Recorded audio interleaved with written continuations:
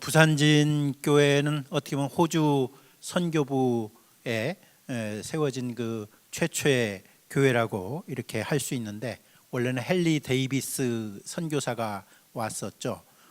그런데 이제 안타깝게도 한국에 도착해서 서울에 있다가 부산까지 오는데 한 20여일 동안 걸어서 오면서 병이 걸려가지고 급성 폐렴이 생겨서 부산에 도착한 지 3일 만에 돌아가시게 되는 그런 안타까운 그 결과가 있었죠.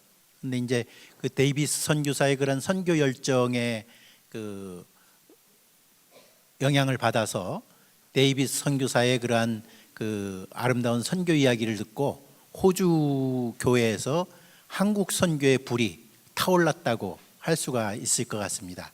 그 영향으로 해서 이제 결국은 오늘 기념하고 있는 맨지스 양을 비롯해서 맥케이 목사 부부하고 맨지스 양하고 포세트 양, 페리 양이 부산에 1891년 10월 12일 도착하게 되어서 우리 부산진 교회도 이날을 기념해서 창립 기념일로 이렇게 삼고 있는데, 이건 이렇게 또 133주년을 맞이하게 된 걸 축하드립니다.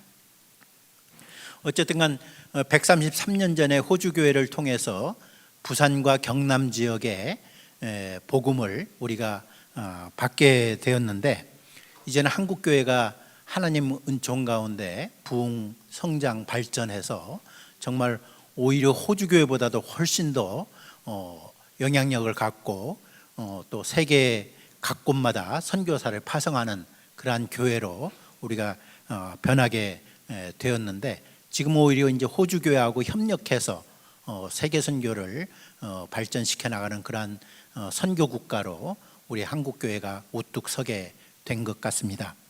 그래서 이제 제가 발표를 하려고 하는 것은 이제 3자 협력 관계 얘기를 하는데, 여기서 전체적으로 간추린다면 그동안은 이제 선교사를 보내는 교회, 그리고 받는 교회, 호주 교회가 우리나라에 호주 선교사들을 보냈고 한국은 복음을 받았잖아요. 그리고 미국 장로교가 또 한국으로 선교사들을 보냈고 한국은 받는 교회, 복음을 받는 교회, 또 캐나다 장로교들이 또 한국에 선교사를 파송해서 복음을 받고 또 함께 이렇게 사역했던 역사가 이제 과거의 선교의 역사였다고 하면, 현재는 그 뒤에 나오는 사례들을 쭉 이렇게 말씀드렸는데, 현재는 보내는 교회와 받는 교회가 따로 있는 게 아니고 함께 협력해서 함께 하나님의 나라를 이 땅에 이루기 위해서 함께 협력하는 교회로 세계 선교 패러다임이 이렇게 바뀌고 있다, 그 말씀을 이제 드리는 거예요. 그래서 이제 결론적으로 이렇게 말씀드린다면, 보내는 교회, 받는 교회가 따로 있는 게 아니고 이제는 하나님이 온 세상에 이렇게 활동을 하고 계시기 때문에 이미 선교사보다도 먼저 하나님께서 가서 일을 하고 계시기 때문에 보내는 교회, 받는 교회가 있는 게 아니고 교회들이 하나님으로부터 받은 그 하나님으로부터 받은 사랑의 빚을 사랑을 나누기 위해서 교회와 교회 간에 서로 협력해서 하나님의 사랑을 알지 못하는 곳을 향해서 함께 협력하고 연대해서 사랑의 복음을 전하는 그러한 패러다임으로 이게 이제 바뀌었다, 그 얘기를 드리는 겁니다. 그래서 이제 제가 총회에서 국내 선교부 총무로 10여 년 동안 일을 하고, 또 이제 그 이후에 2014년까지 총회 목회정보정책연구소를 소장을 맡아서 일을 하면서 그 당시 이제 지금은 이제 세계 선교부로 이게 외국인 노동자 선교 이런 게 옮겨졌지만, 예전에는 국내 선교부에서 다 총괄해서 전도했던 것, 전도부 역할, 또 군선교부 역할, 농어촌부 역할을 다 이렇게 세 개 부서를 하나로 합해서 국내 선교부를 만들었었던 거거든요. 그래서 이제 외국인 노동자 선교도 이제 같이 이렇게 하고 있는데, 제가 이제 사례를 든 거는 바로 이제 그 한국에 와 있는 외국인 노동자 선교를 위해서 총회와 총회가 같이 협력했던 사례를 이렇게 말씀드리는 겁니다. 총회에서는 1993년에 우리 한국 경제가 성장하면서 아시아, 아프리카의 여러 미개발 국가 노동자들이 많이 한국으로 몰려오기 시작했죠. 그 당시는 이제 그 산업훈련생이라고 그러죠. 이제 들어왔는데 현재는 이제 고용허가제라는 제도로 한국에 이제 외국인 노동자들이 한 250만 정도 들어왔는데, 그래 한국에 막 아시아에서 아프리카에서 막 몰려오는 그런 외국인 노동자 문제를 우리 총회가 어떻게 할 건가, 그러면서 이제 같이 기도를 하고 총회에서 같이 연구를 하면서 그 당시 이제 총회 외국인 근로자 선교 후원회라는 기관을 만들어서 총회 산하의 전국에 외국인 노동자 선교를 정책을 세우고 실천을 한다, 이렇게 이제 총회가 방침을 정했던 거죠.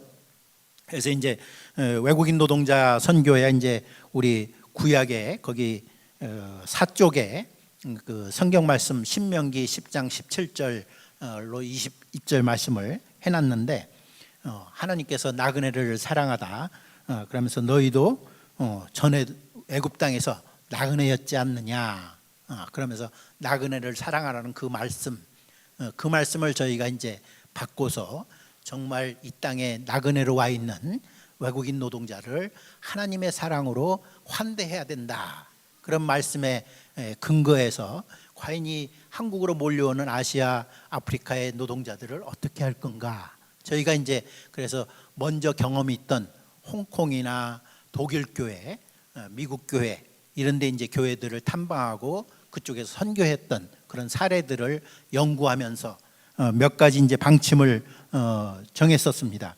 그래서 먼저 옷 쪽에 거기에 이제 4가지를 정했었는데, 총회에서는 한국에 와 있는 자국민 공동체가 형성될 수 있도록 협력한다. 이게 이제 우리나라도 미국에 갔을 때, 또 독일에 광부나 간호사로 갔을 때 한국 출신 광부나 간호사들이, 또 미주로 간 우리 한국 사람들이 모여서 신앙 공동체를 이룰 수 있도록 해외 교회들이 도왔거든요.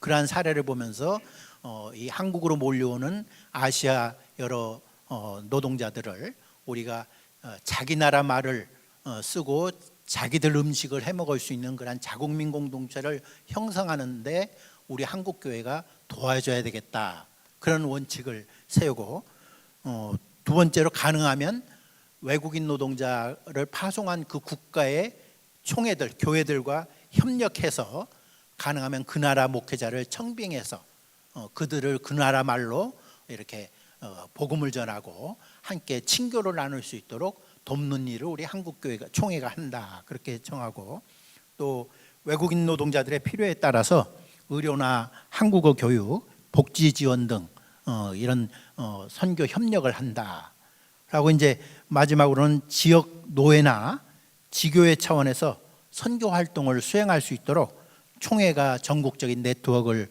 구성하고 지원을 한다, 이런 4가지 원칙을 정하고서 1995년부터 총회가 외국인 노동자 선교 사역을 진행을 했었습니다. 그 중에 이제 지금까지도 진행되고 있는 것이 몇 개 사례가 있었는데, 가장 먼저 했던 게 필리핀 노동자들에 대한 사역이었습니다. 그래서 거기 6쪽부터 6쪽, 7쪽에 이렇게 자세하게 써놨는데, 한마디로 말씀드리면 그 미국에 있는 리폼 처치라고 미국 개혁교회하고 우리 한국 교회하고 그리고 필리핀 교회하고 3자가 협력해서 한국에 와 있는 필리핀 근로자들에게 도움을 주고 그들에게 복음을 전하고 협력한 사례라고 할 수 있습니다. 그래서 필리핀 교회 방문을 하고 필리핀 교회에서 한국으로 필리핀 목사님을 보내주실 수 있도록 우리가 협력 요청을 하고, 미국 개혁교회에서는 또 이 한국에 와서 필리핀 노동자 선교하는 것을 같이 미국 개혁교회가 물질적으로 돕고, 또 한국에 파송된 선교사님을 미국 교회에 초청해서 한국 교회에서의 필리핀 근로자 사역을 이렇게 소개도 하고 모금도 하고 함께 기도도 하는 그러한 그 활동들을 하면서 우리는 이제 한국의 필리핀 노동자 예배 공동체를 형성한 거죠. 그래서 처음에는 한남제일교회라는 이태원의 한남제일교회 필리핀 목사님을 모시고 필리핀 노동자들이 함께 예배드리고 친교를 나눌 수 있는 그런 공동체를 한남제일교회에 세우고, 나중에는 이제 또 서울에 있는 장석교회에 리빙스톤 처치라는 그런 필리핀 노동자 예배 공동체를 만들어서 그걸 함께 지원하고, 그리고 필리핀 교회에서는 필리핀 목사님을 장석교회로 보내주시고, 장석교회는 그 필리핀 목사님 사택이랑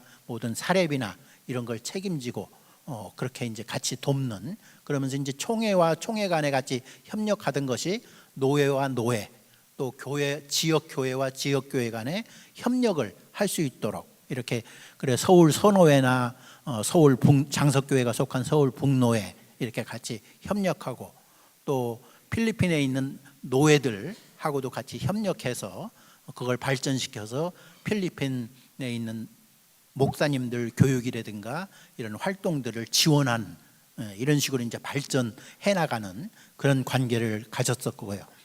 두 번째로는 이제 독일 복음선교회 EMS라고 그러는데, 이게 이제 원래는 독일 서남 지역 선교부였었어요. 독일의 서남부 지역에 있는 우리로 말하면 노회들의 연합체로서 이제 선교회를 구성하고 있었는데, 독일 서남 선교회하고 이제 우리 한국 교회하고 오랫동안 협력 관계에 있었는데, 독일 교회는 우리 한국의 그 광부로 우리 한국 노동자들이 갔을 때, 또 간호사로 독일 교회 갔을 때, 독일 교회가 우리가 외국인 노동자 선교 정책을 원칙을 정했던 것처럼 한국인 예배 공동체를 만들 수 있도록 독일 교회가 지원하고, 독일 교회가 또 한국인 목사님을, 이영빈 목사님이라고 독일에 가서 박사학위를 하신 목사님을 청빙을 해서 한국 광부들과 한국 간호사들을 돌보도록 이렇게 독일 교회가 지원을 한 거죠. 그래 이제 그런 것들을 저희가 이제 보고 배운 거죠. 이 외국인 노동자 선교나 사역을 어떻게 지원하고 협력할 건가. 독일 교회 사례 같은 거 배우면서 우리도 자국민 공동체를 형성할 수 있도록 지원하자, 이렇게 가지고 했던 건데, 마침 이제 한국의 아시아에서도 이제 동남아권에서도 많이 오지만 인도를 비롯한 인도 문화권, 중동에서도 오시고, 그런데 이제 인도 문화권에서 네팔, 방글라데시, 스리랑카, 인도에서 많이들 오시거든요. 그래서 이제 이 부분에 대한 선교를 어떻게 할 건가, 그걸 이제 독일 교회하고 같이 협력을 하면서 독일 교회하고 인도 교회하고 같이 협력 관계에 있었고, 저희는 공식적인 총회 간의 그 인도 교회하고 교류 관계는 없었어요. 선교사들은 파송했지만, 그래서 이제 이 문제를 놓고 인도 교회하고 같이 그런 공식적인 같이 토론을 하고 협력을 해서, 독일 교회에서는 한국에 보내는 인도 목사님을 재정적으로 사례비를 지원하고, 우리 한국 교회는 인도 목사님 사시는 사택이나 활동을 같이 협력하고, 인도 교회에서는 목사님을 또 보내는 그런 식으로 이제 3자 간의 협력 관계를 이루어진 거죠. 그래서 이런 것이 토대가 돼서 나중에는 이제 총회와 또 남인도 교회 간의 선교 협정도 맺고, 우리가 인도로 보내는 선교사님들도 총회를 통해서 공식적으로 선교사 비자로 이렇게 들어갈 수 있도록, 지금도 그 인도에 가면 선교사들이 비자가 발급 못 받아서 못 가거든요. 그러니까 이제 그렇게 교회와 교회 간의, 총회와 총회 간의 협력 관계를 가지면서, 그래서 이제 남인도 교회와 독일 교회와 우리 한국 교회가 3자 간의 협력을 통해서 한국에 와 있는 인도권, 네팔이나 방글라데시나 인도, 또 스리랑카까지 이쪽 그 지역 노동자들을 지원하고 협력하는 관계로 이렇게 발전시켰던 거죠. 그것이 이제 두 번째 사례라고 할 수가 있고, 세 번째 사례는 이제 이것이 총회 간의 그런 협력 관계 했던 것을 노회 간의 협력 관계로 발전시킨 게 이제 독일 팔주주 교회하고 저희 총회 산하에 있는 영등포 노회하고 아프리카에 있는 가나 장로교회 볼타노회라는 노회 차원의 이제 또 협력 관계로 이렇게 발전시켜서 서로 같이 협력을 한. 그래서 가나 같은 경우에 컴퓨터 학원을 설립하고 그 재정 지원과 선교사를 우리가 파송을 해서 컴퓨터 선생님들이라든가 이렇게 목사님을 파송을 해서 그 컴퓨터 그 학교를 이렇게 관리하도록 하고 그걸 지원하고, 또 우리는 가나에서 신학생들을 또 목사님들을 받아서 우리 신학교에서 장로회 신학대학에서 석사과정 공부를 할 수 있도록 지원을 하고, 또 영등포로에 있는 산하교회에 이제 전도사님으로 가나 출신 목사님이나 신학생들을 같이 협력하고, 이러면서 이제 삼자 간에 그동안은 총회와 총회 간의 협력 관계에 있던 거를 이제 노회 차원까지, 지교회 차원까지 협력 관계를 이렇게 넓혀왔다고 볼 수가 있습니다. 이렇게 이제 말씀드렸듯이 예전에는 보내는 교회, 받는 교회 이렇게 그 관계에 있던 것이 이제는 각 나라의 총회와 총회 간에 또 노회 간에 서로 협력을 통해서 제3의 지역을 하나님의 사랑이 필요한, 복음이 필요한 곳에 선교를 공동으로 같이 하는 이런 방식으로 이제 선교 구조가 이렇게 바뀌어 왔고, 우리가 지금 그렇게 하고 있다, 이런 말씀을 드리고 싶고요. 10쪽에 제가 베트남 복음성의 이야기를, 선교 협력 이야기를 안 썼는데, 중국 교회나 베트남 같은 경우는 아직도 사회주의권이라 이런 것이 이제 나가면 그쪽에서 다 체크를 해요. 그래서 베트남 교회를 위해서 안 쓰는 게 좋겠다, 그래서 성경 말씀만 써놨습니다. 요거 잠깐 얘기를 하면, 한국에 베트남 노동자들이 많이 와 있잖아요. 그래가지고 이제 우리 총회와 베트남 복음성회인데, 베트남 교회는 그 협력 관계를 가지면 좋겠다, 그래가지고 저희가 베트남 교회를 방문했었습니다. 그 당시에 베트남 복음성회의 총회장이나 또 총무님 이런 분들의 자제들이 한국에 와서 신학 공부를 하고, 한국의 그 당시는 안양제일교회인데 안양제일교회 부목사님으로 이렇게 그 자제분들이 일도 하고 한국에 와서 이제 공부도 하고 그랬었는데, 그런 걸 저희가 이제 다 그 알고서 베트남 복음성회를 간 거죠. 그래 이제 베트남 복음성회를 이제 방문을 했는데, 처음에는 예전에 그 사이공이죠, 호찌민 시, 거기를 이제 총회가 있어서 갔는데, 마침 간날 낮장이라고 하는 나트랑인데, 거기에 이제 우리 한국교회 세문안교회가 지원을 해서 베트남 복음성회에 속한 교회를 새로 건축을 하고 준공식을 한다고 해서 이제 저녁 때 갔었어요.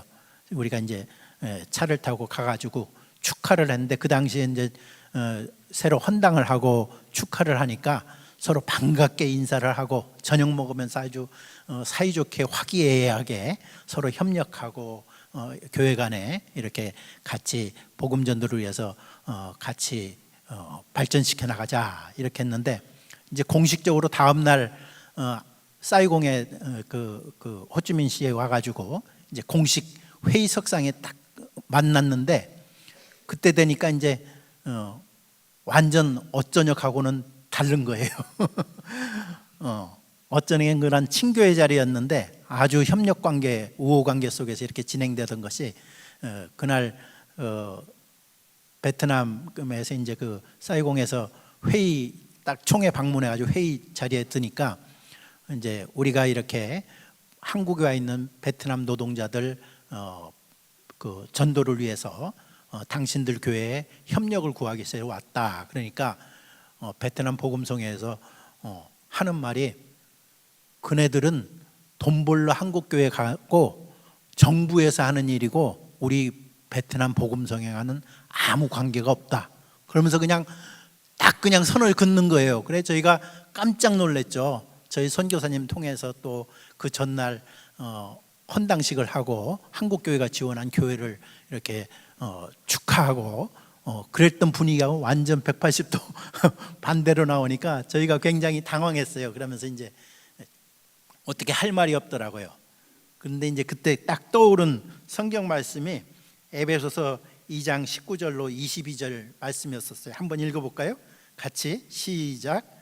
그러므로 이제부터 여러분은 외국 사람이나 나그네가 아니요 성도와 같은 시민이요 하나님의 가족입니다. 여러분은 사도와 예언자의 터 위에 세워진 건물이요 그리스도 예수 스스로가 그 모퉁돌이 되십니다. 그리스도 안에서 건물 전체가 서로 연결되어서 주님 안에서 성전으로 자랍니다. 여러분도 그리스도와 연결되어서 함께 건물을 이루어 하나님께서 성령으로 거하실 곳이 되어갑니다. 이 말씀이 이제 딱 생각이 나면서 저희가 이제 말씀을 드렸죠. 안다. 베트남에서 한국으로 온 노동자들이 수만 명이 되는데 그 이제 그 자제분들이 한국에 와서 목사가 되고 이렇게 일한다는 거 다 알면서도 그 당시에는 그냥 그건 뭐 딱 몰라라 하는 거예요. 공식적으로. 그래서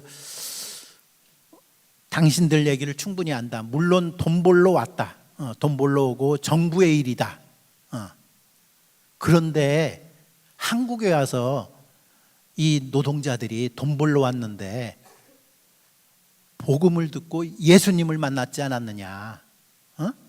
예수님의 사랑을 알게 되고 예수님의 사랑을 알면서 복음을 나누게 되고 이 사람들이 하나님을 예배하게 됐다. 그거 알고 있지 않느냐.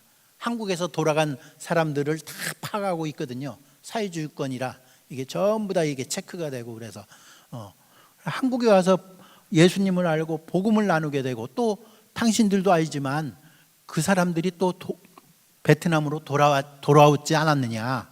그러니까 그렇다는 거예요. 그런데 당신들이 정말 우리를 도와줘야 되겠다. 우리도 한국 사람들도 우리도 우리 한민족이라는 그러한 그 단일 민족이라는 그러한 그 전통적인 생각 속에서 우리 민족끼리 우리 한국 사람끼리 예배를 드리는 거에 지금까지 우리가 만족하고 한국 교회가 부흥되는 거에 감사하고 하나님의 은혜라고 찬양해 왔다. 그런데 지금 새로운 국면에 우리가 도전을 받고 있다. 하나님 앞에 지금 시험을 받고 있다. 여기 에베소서 말씀대로 이제 여러분은 외국 사람이나 나그네가 아니요 성도와 같은 시민이요 하나님의 가족입니다. 이렇게 나오는데 이제는 하나님의 형제 자매로서 다른 민족, 아시아나 아프리카에서 이렇게 밀려오는 이 사람들과 그리스도 안에서 하나의 가족으로서 형제 자매로서 하나님의 공동체를 이루라는 도전 앞에 우리 한국 교회와 우리 한국 사람이 도전을 받고 있고 하나님 앞에 시험을 받고 있다. 우리가 정말 우리 단일 민족이라는 것을 넘어서서 아시아에서 오고 아프리카에서 오고 남미에서 오는 이 다른 민족, 다른 종교를 가진 이 사람들과 함께 어떻게 하나님께서 허락하신 하나님의 가족으로서 하나님을 예배하고 찬양 드릴 수 있을까? 하나님께 영광을 돌릴까? 이러한 실현과 새로운 도전 앞에 우리가 딱 맞닥뜨리고 있다. 여러분들이 우리를 도와줘야 우리가 정말 그리스도 안에서 한 형제 자매로서 하나님의 교회를 형성하고 하나님께 영광 돌리는 예배자로서의 삶으로 나가는데 당신들이 도와줘야 우리가 제대로 설 수 있다. 이렇게 이제 말씀을 드리면서 도와달라. 당신들의 도움이 필요하다. 우리가 회복되는 데도 필요하고 하나님께 영광 돌리는 데도 당신들의 도움이 필요하다. 이렇게 하면서 이제 이 말씀을 드렸죠. 그러니까 이제 베트남 복음성회 분들이 아무 말씀 못 하시면서 좀 침묵을 지니시다가 어떻게 도울 수 있냐고 그러더라고요. 그래서 한국에 와 있는 베트남 근로자들을 위해서 예배 공동체에서 복음의 말씀을 전해줄 베트남 목사님을 파송해달라. 이러니까 이제 그 당시 총회와 총회 간에 교류 협력 관계가 없었거든요. 그러니까 이제 베트남 복음성교회에서 인정하는 목사님 파송은 힘들고 신학생을 파송하겠다. 신학생을 보내면 한국 교회에서 신학교에서 교육도 시켜주고 같이 훈련도 하고 그러면서 같이 베트남 근로자를 돌볼 수 있는 그러한 역할을 할 수 있도록 하겠다. 그렇게 이제 결론이 나오더라고요. 그래서 결국 베트남 복음성에 방문해서 이러한 말씀을 가지고 정말 우리께 하나님께 영광 돌리는 일이 어떠한 일인지 이런 걸 이제 다시 이제 깨닫게 됐던 거죠. 그래서 이제 이후에 이제 그런 관계를 가지고 비공식적으로는 베트남 복음성에서 인정하지 않고 비공식적으로 한국에 온 베트남 목사님들이 많거든요. 한국에 가서 안수받은 목사님들도 많고 그런 분들이 이제 베트남 근로자들 돌보고 그러는데 다른 나라들도 마찬가지죠.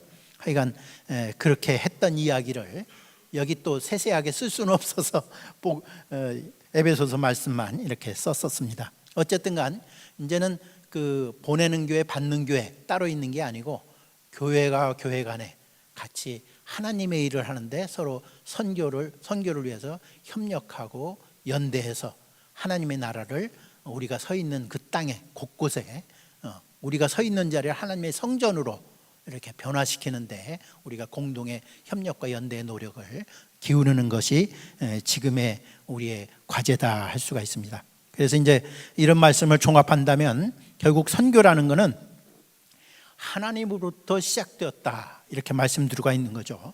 하나님께서 세상을 이처럼 사랑하사 독생자 아들 예수를 이 땅에 보낸 거 아니에요. 하나님께서 선교를 한 거죠.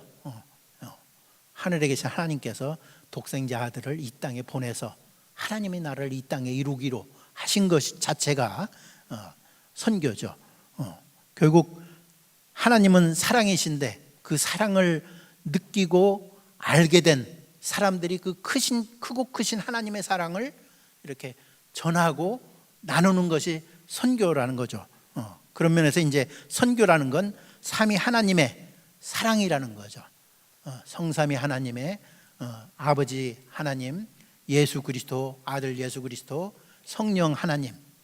예수 그리스도가 부활 승천하면서 성령을 너에게 보내겠다 해서 지금은 이제 성령님이 우리가 함께하면서 성령님의 인도하심에 따라 우리가 순종하고 성령님의 인도하심에 따라 나아가는 그것 자체가 선교인 거죠. 그래서 이제 제가 선교는 삼위 하나님의 사랑이다 이렇게 말씀을 드리는 거고, 그런 면에서 이제 선교라는 건 결국 하나님에 대한 충성과 하나님의 영광을 드러나게 하는 것이 선교다 이렇게 말씀드릴 수가 있고, 그런 속에서 선교는 또한 우리가 하나님으로부터 받은 크신 사랑을 느낀 만큼, 우리가 감동한 만큼 우리가 그 사랑을 나누고 그 사랑을 통해서 하나님의 사랑을 알지 못하는 사람들을 섬기는 것. 그러니까 선교는 결국 섬기고 나누는 것이다. 그걸 위해서 효과적으로 하기 위해서 선교는 또 협력하고 연대하는 거다 이렇게 말씀드리고 수가 있을 것 같습니다. 아이고 시간이 많이 갔죠. 그래 마지막으로 그러면 이제 호주 교회의 그러한 그 사랑을 나눔을 받게 된 우리 한국 교회가 어떻게 발전시킬 건가?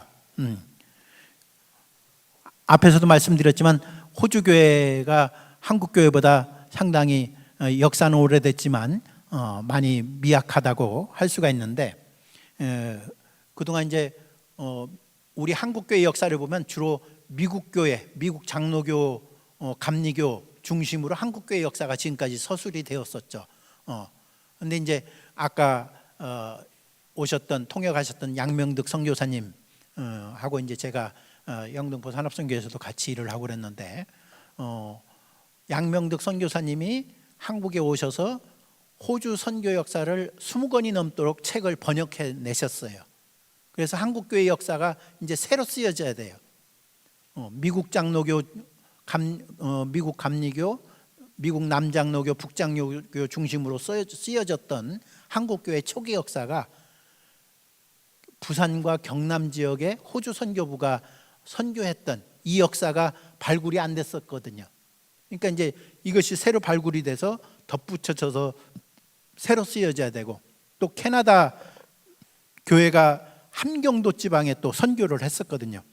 그 역사도 많이 발굴이 안 됐었어요. 그래서 이제 그것도 새로 발굴해야 되는데, 그러한 것들이 합해져서 한국교회 초기 역사가 새로 쓰여져야 되는 그러한 시기를 지금 우리가 맞이하고 있는 거죠. 그런 속에서 이제 부산진 교회나 이 부산 지역이나 경남, 마산, 창원, 진주 지역까지, 거창 지역까지, 여기가 다 호주 선교부가 관할했던 지역인데, 우선은 그래서 호주 교회의 선교 역사를 발굴하고 복원하는 것이 아주 중요하다, 이렇게 말씀드릴 수가 있을 것 같습니다. 그래서 우리 양 목사님이 아주 열심히 수고하고 있는 걸로 알고 있는데, 호주 선교부가 관할했던 부산 경남 지역 선교 역사, 이걸 발굴하고, 통영 같은 경우는 아주 박경리 선생님이나 유명한 우리 한국 자랑스러운 그런 그 선교사들이 세운 학교에서 이렇게 자랐던 분들이 아주 한국 사회 역사 문화에 중요한 역할들을 한 분들이 많은데, 그러한 역사들을 이렇게 발굴하는 것이 우선 중요하고, 그리고 이제 더 나아가서는 호주 선교부가 세운 교회와 학교 및 병원들의 역사와 일제 치하에서 한국 기독교 최대의 난제였던 신사 참배 문제에 대한 재조명이 필요하다, 이렇게 했는데, 호주 선교부가 신사 참배를 적극 반대했거든요. 맥나렌이라는 선교사는 감옥까지 가면서 의사였었는데, 진주에 있는 배돈병원 의사하다가 연세 세브란스 병원 의사였었는데, 우리나라 처음으로 신경정신의학과를 세운 분이 맥나렌이란 선교사였었어요.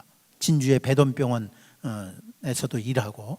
근데 그 선교사 같은 경우는 신사참배 문제를 적극 반대하죠. 감옥까지 가게 됐던 선교사였는데, 이런 식으로 이제 호주 선교부가 신사참배에 대한 반대 입장을 신학적으로 분명하게 하면서, 주로 이제 그 영향으로 주기철 목사님이나 지금의 고신총회죠, 이쪽 그 부산 경남 지역의 많은 교회들이 신사참배를 반대했던 이러한 영향들이 다 이 호주 선교부의 그러한 그 영향력이 크다고 할 수가 있는 거죠. 이런 것들도 이제 발굴해내고, 또 안타깝게도 호주 선교부가 신사참배 반대해서 철수하면서 그 많던 교회와 병원과 학교들을 다 잃어버렸죠.